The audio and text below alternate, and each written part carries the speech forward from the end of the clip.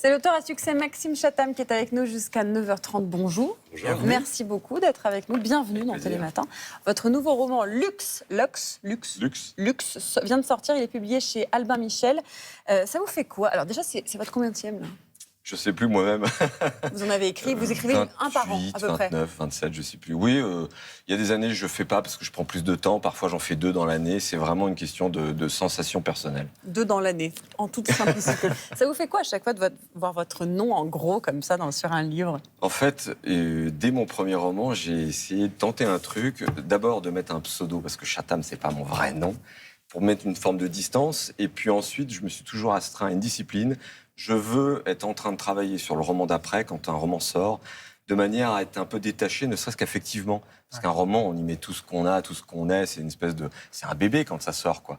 Et pour pouvoir encaisser la moindre critique de « il est moche, ton bébé », si ça peut arriver, quelqu'un qui n'a pas aimé. Il y a des gens qui disent à des mamans que le bébé est moche, oui, c'est vrai. Oui, pour un roman, ça peut arriver. Quelqu'un qui n'aime pas, et tant mieux, j'ai envie de dire. C'est tous les goûts sont dans la nature. C'est un beau bébé. Oui, il a bien mangé, ouais. Pourquoi Chatham, alors? Moi, je ne sais pas que c'était un pseudo, Chatham.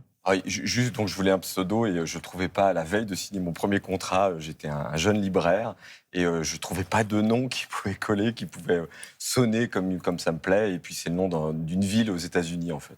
D'accord. Alors, votre vrai nom, parce qu'on a quand même enquêté, c'est Maxime Drouot. Bravo. Est-ce que ça vous arrive que des gens disent « Maxime Drouot, j'adore vos livres ». Non, ça m'arrive jamais, non. Mais même à une époque, même mon père m'appelait Chatham. À chaque fois, quand il faisait ça, c'est qu'il avait un truc à me dire. Ah ouais. Allô, Chatham, qu'est-ce que tu veux? Et quand vous dites Monsieur Drouot, vous vous reconnaissez ou Oui, heureusement, c'est quand même mon nom à l'état civil. Ouais, alors, dans ce nouveau roman, publié chez Albin Michel, on est loin du Chatham habituel, pour le coup, de votre noirceur qu'on aime beaucoup, des enquêtes policières, des créatures parfois un peu surnaturelles. En quelques mots, et évidemment sans tout dévoiler, ça parle de quoi, Luxe? C'est très dur à résumer, Luxe. C'est le problème avec vos livres, c'est qu'on adore les lire, mais alors pour les résumer, on vous laisse surtout, il ne faut le rien bébé. dévoiler. Ouais. En fait, ça se passe dans un futur très, très, très proche. L'idée, c'est pas un roman d'anticipation, c'était juste un prétexte pour pouvoir accentuer un petit peu tous les dysfonctionnements de la société actuelle. Moi, c'est un roman qui est né de mes peurs de papa. Un jour, je me suis dit, mais le monde dans lequel on vit, c'est le monde qu'on va léguer à nos enfants. Qu'est-ce que moi, je fais pour contribuer à le rendre un peu meilleur pour mes enfants? On parle beaucoup de dérèglement climatique, des conséquences que ça va avoir pour nos enfants, pour nos petits-enfants. C'est quoi ces conséquences? Sauf que chez vous, ça se transforme en une gigantesque boule de lumière qui arrive d'on ne sait où sur la Terre, avec un climat de plus en plus chaotique, et là, c'est parti. Oui, on se demande qu'est-ce que c'est. Voilà. Oui, c'est ça, en fait. Il y a une boule de lumière qui apparaît au-dessus de l'océan. Tout le monde s'interroge. Qu'est-ce que c'est? Est-ce que c'est Dieu?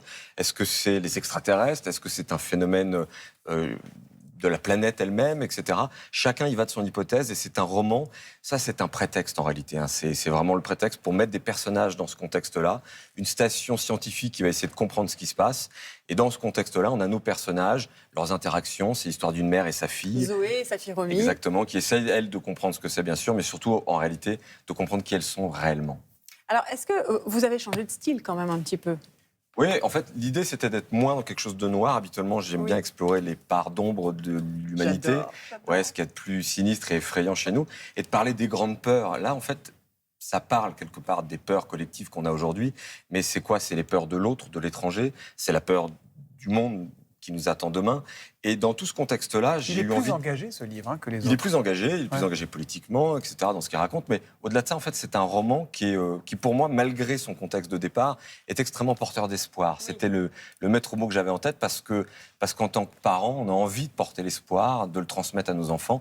Et c'est presque une méthode, en fait, que je me suis appliquée pour transmettre ce que c'est que l'espoir à mes propres enfants. Alors, vous l'avez dit tout à l'heure, c'est votre 28e ou 29e roman. Est-ce que vous aviez aussi envie de vous mettre en danger, vous, en tant qu'auteur? Je me pose jamais cette question, en fait. Je me dis jamais, là, je suis en danger, il faut pas que j'aille là, les lecteurs vont pas me reconnaître. Je me pose la seule et unique question qu'un romancier doit se poser, je pense, c'est de quoi est-ce que j'ai envie de parler? Comment est-ce que j'ai envie d'écrire mon livre? Et de quoi moi j'ai besoin, en fait, en tant que romancier, pour me nourrir, pour être heureux tous les jours quand je me lève et que je vais écrire. Et c'est comme ça que mes romans naissent. Un jour, j'ai eu envie d'écrire une grande fresque d'aventure pour adolescents, pour enfants. Je l'ai fait alors que j'écrivais des bouquins très sombres avec des histoires de crimes. Et puis je suis revenu à des polars. Et puis maintenant ce livre. Ouais, c'est une question d'inspiration et de besoin. Se consolent et se rassurent. On a du Chatham quand même là-dedans. C'est quand même, on n'est pas complètement zen. C'est moi qui l'ai écrit, donc on retrouve quand même mes gimmicks personnels, je pense, ma façon d'écrire. Vous savez que vous êtes un modèle pour de nombreux auteurs. Vous le savez ou pas aujourd'hui? Ça me met un coup de vieux, là. Non, regardez, il y en a un qui a quelque chose à vous dire. Salut Maxime, c'est Olivier Ball. Je suis ravi de pouvoir te faire un petit clin d'œil. J'en profite pour te féliciter de la sortie de luxe. À chacun de tes nouveaux romans, tu essayes toujours de te réinventer, de défricher de nouveaux territoires. Et je dois te le dire, c'est très très inspirant pour nous autres auteurs.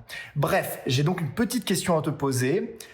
Qu'est-ce que ça fait, mon cher Maxime, de se retrouver dans la peau, de devoir incarner Agatha Christie? Je pense que tu vois de quoi je veux te parler. Je te laisse répondre. À très bientôt. Salut. Vu l'éclat de rire, vous voyez très bien. C'est quoi cette histoire d'Agatha Christie? D'abord, je salue Olivier. Il faut lire. Hein. Ces romans, ils sont très, très, très bons. En fait, je suis un grand joueur. Moi, je passe beaucoup de temps à faire des jeux de plateau, des jeux de rôle. Et dans un jeu de rôle, j'incarnais Agatha Christie, qui était menée par Henry Lovenbrook, un autre romancier, qui a monté une table de jeux de rôle avec que des romanciers. Et donc, on avait chacun un rôle à jouer. Et un jour, je suis arrivé, j'ai incarné Agatha Christie, que j'adore, pendant quelques parties. Voilà. Eh bien, vous restez avec nous jusqu'à 9h30, Maxime Chatham. Et Lutz, c'est dans un instant. Elle va bien, madame? Elle va très bien, très bien. Je pense qu'elle nous regarde même. On l'embrasse. Coucou Faustine, je t'adore. Elle le sait en plus que je l'adore. À tout de suite.